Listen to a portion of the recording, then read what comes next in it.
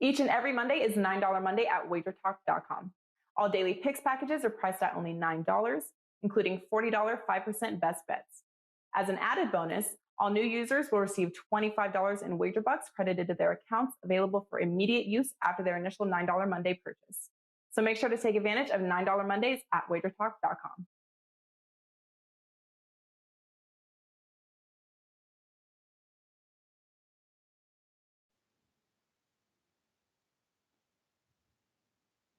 All right, guys, welcome in. Happy Tuesday here. Time for a little first pitch, powered by WagerTalk.com. I'm Joe Raineri, filling in for Drew Martin, who's taking a few days for himself, well-deserved, before we ramp up and absolutely go crazy as football begins. But we still got plenty of baseball up for grabs here today, including one game already underway in the Bronx.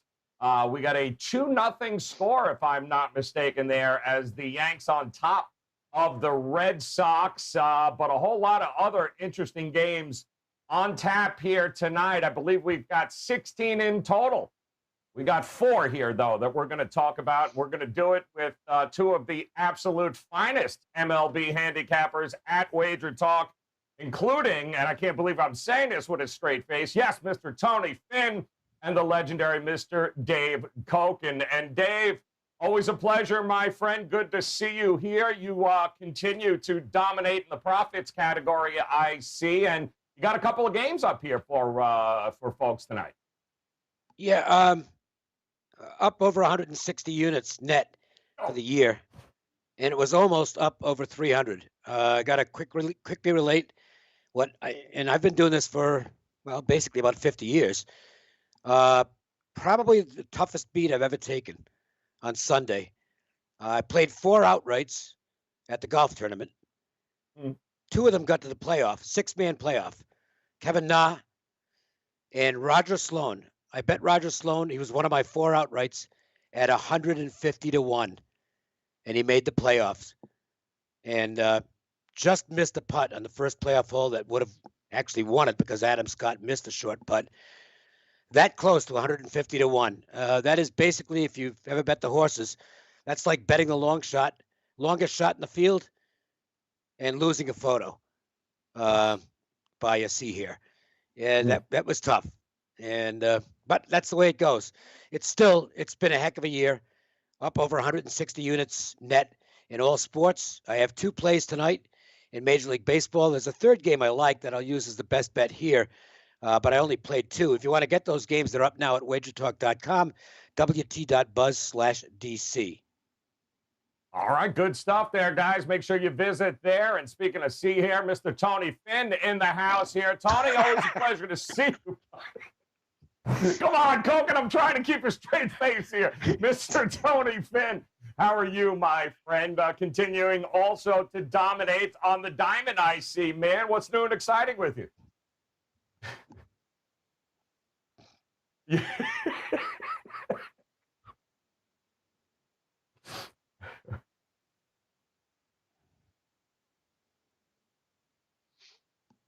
Another extra inning game. Listen, my record in extra innings this year, I don't know about Dave and how he feels about these extra innings, but I'm 16-6, 16 I losses. can answer that. Yeah, 16-6. I will tell you that this has been my most enjoyable baseball season ever from one standpoint. I don't have to worry about losing extra inning games because I'm playing first 5s. Yeah. So what happens after that, I really don't care. Yep. Well, I'm glad I have your support, Dave, on this one. 16-6. Now I reverse the numbers and say 16-6, and they say that's great. Yeah, 16 losses, 6 wins. So onward and upward. That was yesterday. I've already forgotten about it. I have a doubleheader tonight. I have one game going right now. I played the over in this early doubleheader, the first of 2, with Jerry Meals as the umpire, and the nickname of Jerry Meals, the players call him Bread Box. Why? The size of a strike zone. So let's see what happens. 2-0 so far. But again, got a doubleheader for tonight. You can get both of them for $29 right here, only at Wager Talk. All right, guys, then let's dive into it here, because some great games on the card here tonight. Certainly some interesting divisional matchups going to take place, and we'll start in St. Louis as the red-hot Cards continue to beat up on, well, the Royals for that matter, but no more. Tonight it's the Brewers coming to Busch Stadium there, and they're bringing Corbin Burns going on the mound against the oldie but goodie Adam Wainwright here. We're looking at a total of 7.5 is what it opened up with. We know in the past here, Dave, Adam Wainwright loves to pitch at Busch Stadium. Pretty good pitcher's park, and he's taking advantage of it. But this is two pretty good pitchers here on the mound right now in pretty good form. What do you think we're going to see here? Yeah, that total's dropped. It's 7, over slightly juiced at this point. And I would agree with the line movement to the under.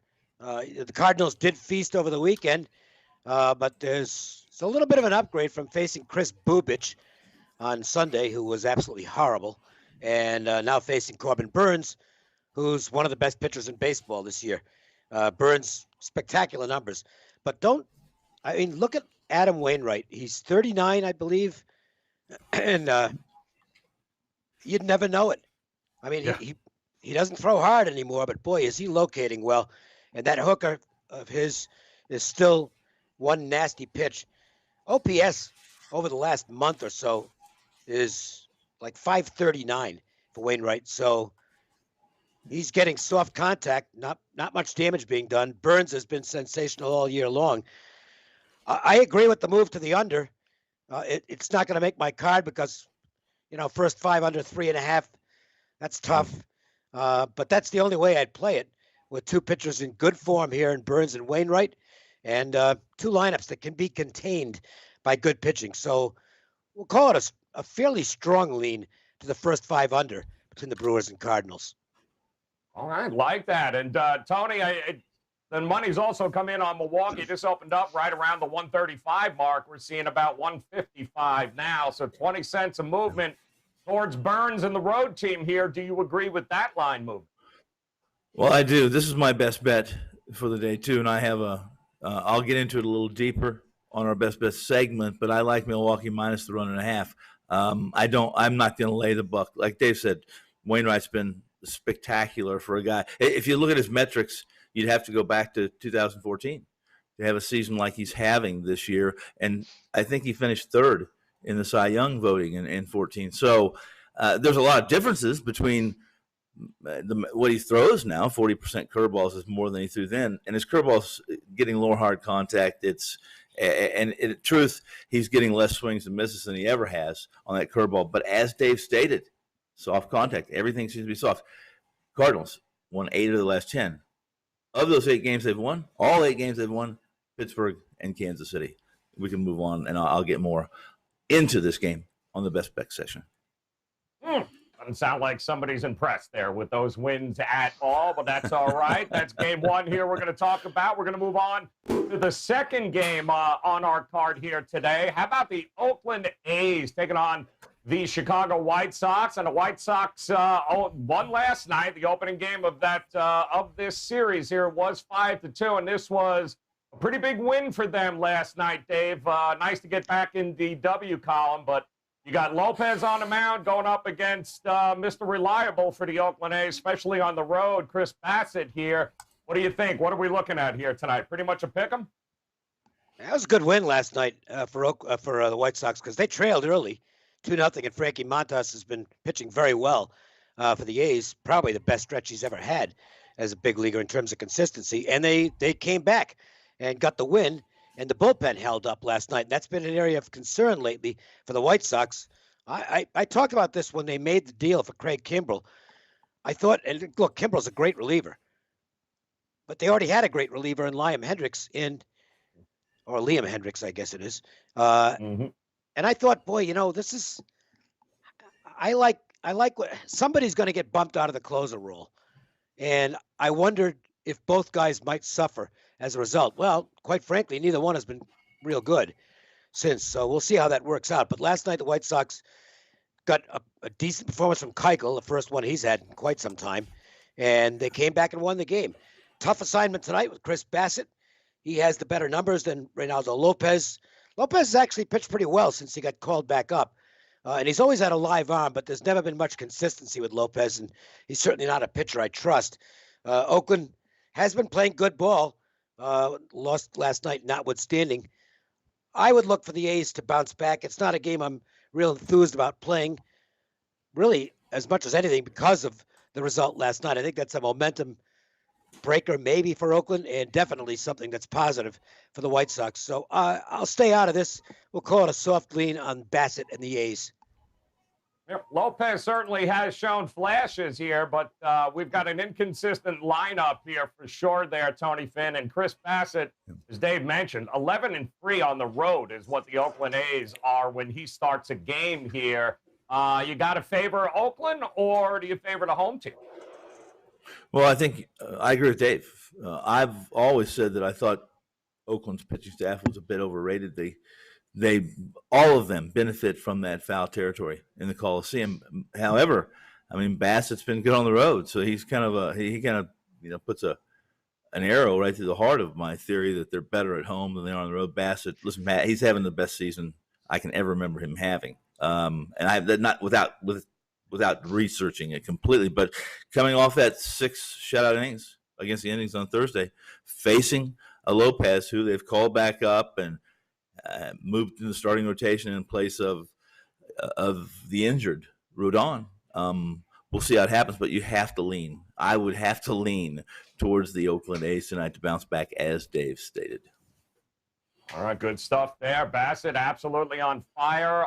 He has allowed either 1 or none earned runs in 4 of his last 6 starts. So he's going to try to keep that rolling here tonight as the A's get ready to take on the White Sox. Game 2 of that set. We'll go ahead, move on to that third game on the card here tonight. Oh, it's the Bundy fade. We got the Bundy fade. The Angels taking on.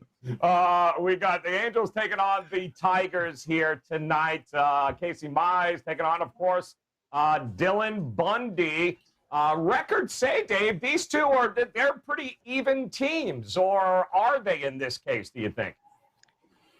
A couple of things to talk about here, and I'll focus on the pitching, and then get into a reason I like the game, but not enough to bet it, although I'm going to use it as a best bet here in the show.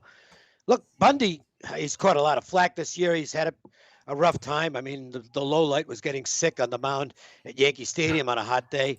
That was fun to watch. But, you know, what's interesting is he's actually thrown the ball well lately.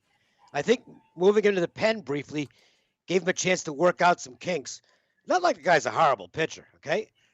He hasn't had the career that many people thought he would have, because at one time he was the best prospect in baseball. I mean, he was on the cover of Baseball America as the next big thing, and it never quite happened. But it's not like he's a total stiff. And he is throwing the ball pretty well right now. On the flip side, and I've just bestowed all kinds of virtues on Casey Mize, who started to live up to his #1 overall prospect tag. He was the first player drafted a few years ago, and he's had a good season.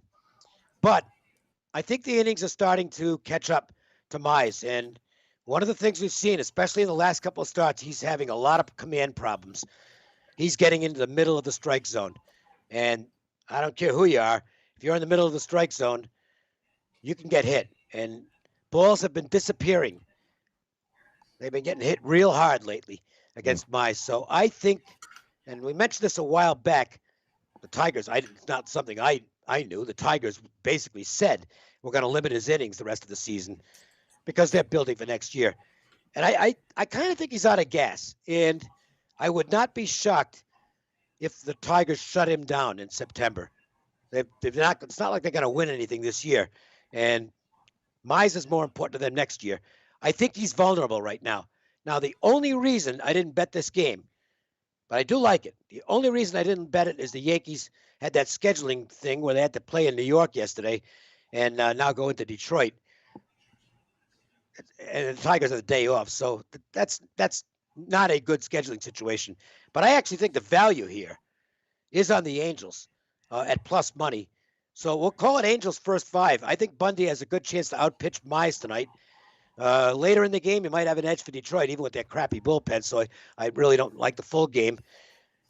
But I think first 5, the Angels, if you're looking for a little extra action tonight, Angels first 5 at plus money, worth a bet.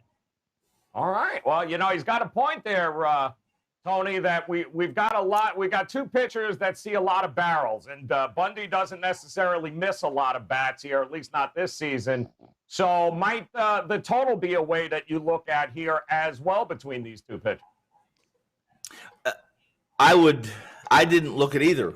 If I was going to look at this game, if I was going to be in this game, on this game, call it what you want, I would be on Bundy. I would agree with Dave in a lot of areas here. I mean, we've had a lot of front cover magazines and Maddens that have gone south, the curse of the Madden. Or we can go, how about Sports Illustrated? Clint Hurdle was a big prospect for the Royals.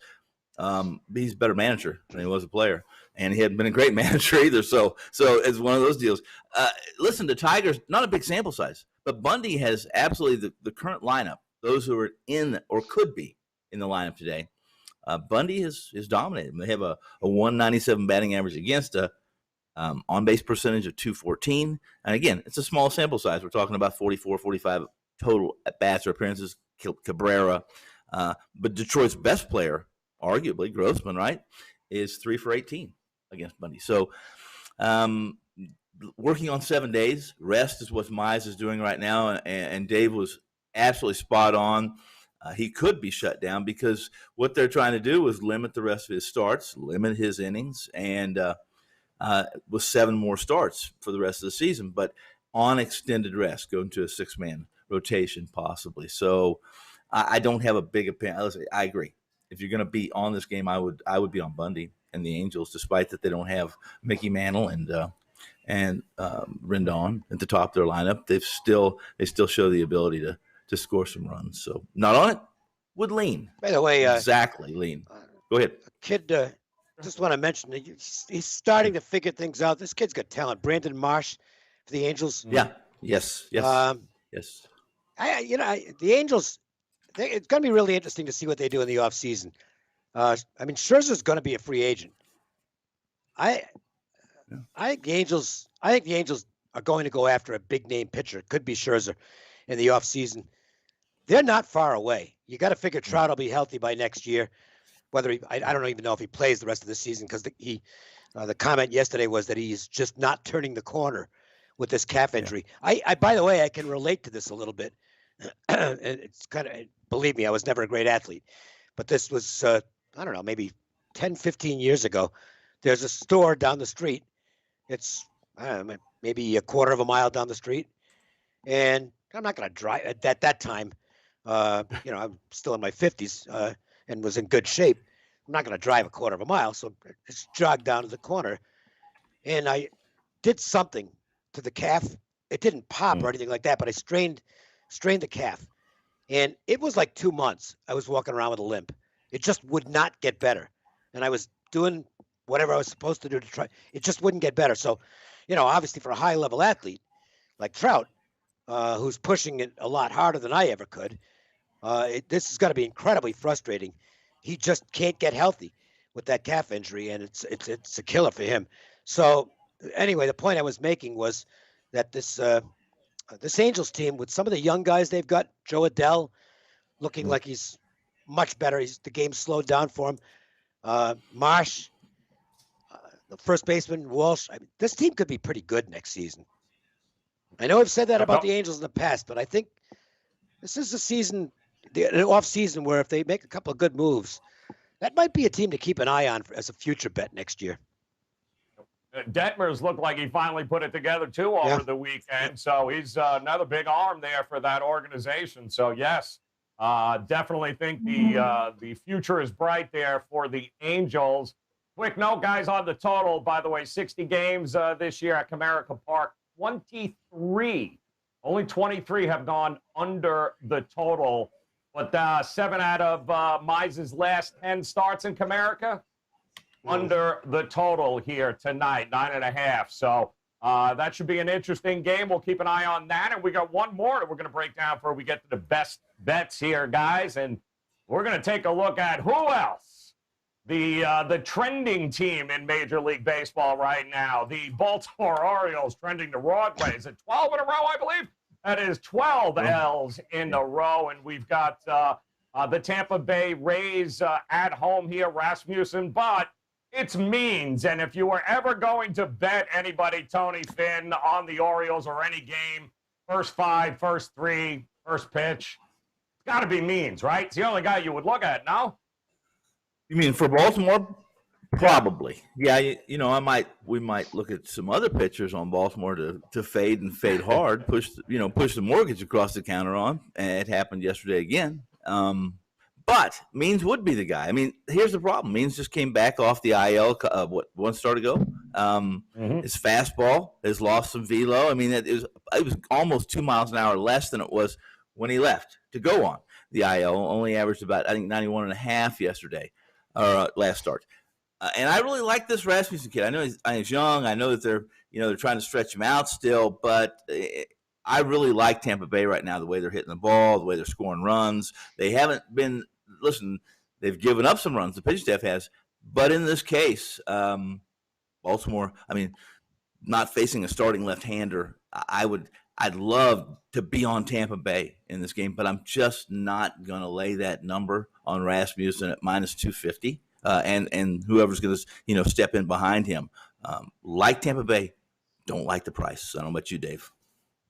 Ooh, what do you think, Dave? Because it's been one-sided. These two teams playing each other this year, it's been all Tampa Bay, including Tampa winning, and it's kind of crazy. 36 of 58 home games they have won here this year at the Trop, and it's not a great ballpark at all, especially for hitters, but they're getting the job done. Do they get it done again tonight? I would think so, because John Means has just not been the same pitcher in terms of his performance levels since he came back from the shoulder problem. His first couple of starts were not good. He did seem to settle back in, but he's going the wrong direction again. And again, we're talking about the innings piling up. Not that Means is a kid, but it's still getting late in the season. He did have a shoulder issue. And the last month, his OPS over the last 4 weeks, is 829. That's not very good. And he's giving up some long balls. Now, on the season, this is why, for me, recency is more important than full season. If you're looking at full season and you look at Means' stats on the road in particular, I mean, Baltimore's a tough park to pitch in for anybody. On the road for the season, opposing OPS against Means is 521. That is really good. And you see, getting this kind of a price with a guy with that kind of a stat line, you'd just grab it right away. The problem is the recent numbers are nowhere near those earlier season numbers that are still factored into the full season stats. His current form is not good. And he's facing a Tampa team that basically 1 through 9 doesn't have any real weaknesses.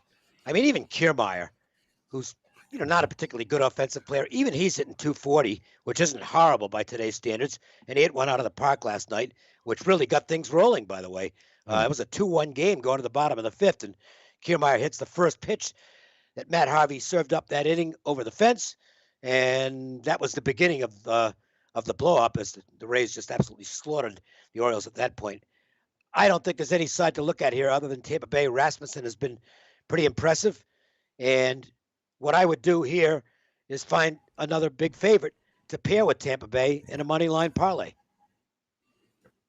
Yeah, it's the numbers, guys, are kind of crazy here. Tampa has beaten Baltimore this season 103-51.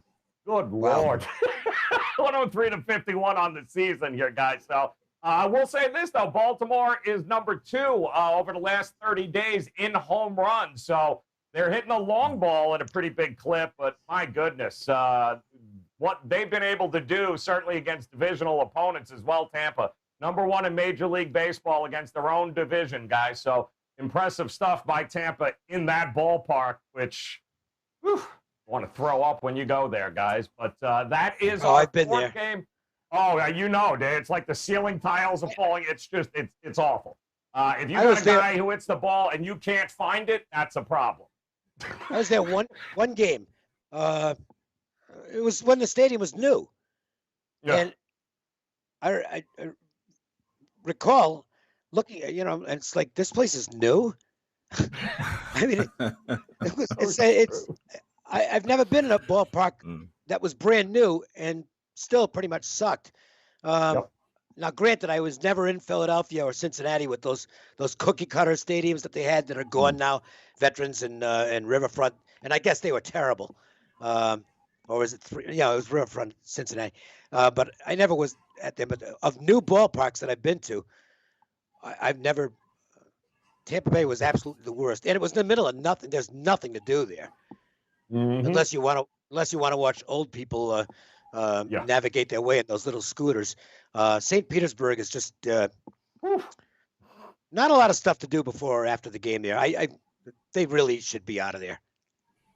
Yeah. Well, there's Montreal. Here we come. Who knows there? The old Vet Stadium, that artificial turf was like playing in the parking lot. That was concrete here, guys. It's horrible. You talk about a stadium with there was no ambience whatsoever. It's just a cement bowl with a baseball field in the middle of it. It was just terrible. And that's on TV. I was never there in person. That's 120 degrees on the field, too, by the way, in the summer. It was unbelievable. All right, guys, we got 4 games, which means we've got a couple of best bets coming your way. Both Dave and Tony have mentioned a little bit here with the games we went over. So, Tony Finn, I'm coming to you first, my man. Talk to us. Milwaukee, St. Louis, I believe, is where you are headed here tonight. What do you think? Yes, I am headed to New Busch Stadium, and pitcher-friendly Busch for that matter. And I'll make this short and sweet. And try not to be too biased. I'm not a big fan of the Cardinals. I thought they were overvalued coming into the season. They're the one baseball team or the one team season team total I played. I played under 86.5 for St. Louis. I really wasn't sweating this until recently when they kind of took care of Pittsburgh and Kansas City, but I'm still not. If you look at their schedule beyond their next couple of weeks, it gets very difficult. Tonight's one of those teams they had to play quite a few times before the end of the season. And Burns is just the first of 3 really tough pitchers that St. Louis has to face. Wainwright may be the best they have to offer other than Flaherty, and he's coming back from a long layoff. Let's go to Wainwright first. Curveballs. Still has one of the best curveballs in the game, undoubtedly. And as Dave said, 39 going on 40. It's his only really reliable pitch, and he uses it almost 50% of the time. However, he generates a pedestrian 28% CSW rate. And Milwaukee's one of the better. Listen, they haven't been a great hitting team. They've been really good since the break. However, they do hit curveball. The curveball is one of the better pitches. They have one of the high. It's the second highest batting average against pitch that Milwaukee has to offer on this season. Burns just absolutely destroyed the Cubs. Now, I'm not saying the Cubs, again, are the end all, and their offense has been decimated with departures. But 15 strikeouts, guys, 4 hits across 8 innings, 8 frames. He followed up what many called last year as a kind of a one-hit wonder, or his, that 1 15-minute moment for Burns. He currently ranks second with pitchers 100 innings minimum, and that's a K9 of 12.8, a BB/9 of 1.5, 0.37 HR to 9, and then many could say, well, how about his FIP? Well, he's got an ERA of 2.23. His FIP 2.17 xFIP, 2.59 Sierra, the 2 best numbers in all of baseball. Minimum 100 innings, better than DeGrom. Milwaukee minus 1.5 in Busch tonight against Wainwright and the Cardinals. All right, looking to get it done. The right guy at the right moment. We'll see how that works out. And Dave, go ahead, talk to us a little bit here about the best bet here. Well, I already went through why I like the Angels some tonight. And again, the only reason I didn't put it on my card was the scheduling, which is a negative. They had to play in Yankee Stadium last night and now going to Detroit. There's not a lot of motivation for the Angels right now, but I think the value is there on the first 5 with the Angels as a small dog. So I'll use it for the best bet of the show if you're looking for a little extra action. If you want the 2 games I actually did bet tonight, those are up right now on my homepage at Wager Talk. 2 games, $29, and we'll see if we can get them home. One's a small favorite, one's a small dog, and the Angels were the 3rd choice that just missed the card. First All right, 5. Good stuff. Yep, love that. I'm gonna go. I'm gonna go with the dog of the day here, and it's right down the road for me here. I'm gonna take Alcantara, even though he's at home. Marlins to take down Atlanta here tonight. So see if the Marlins can get one in the win column. Come on, Mattingly.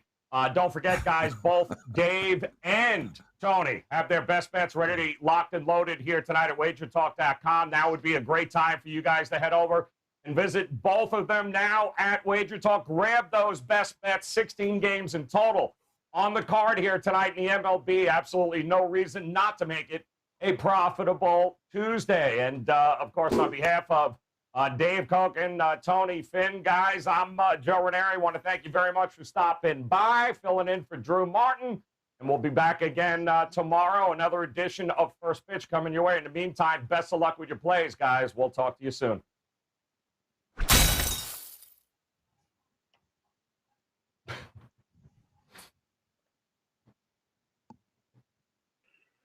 Tuesdays is known as $2 Tuesdays at WagerTalk.com and SportsMemo.com, where you can get the hottest handicappers' best bet or daily package for only $2.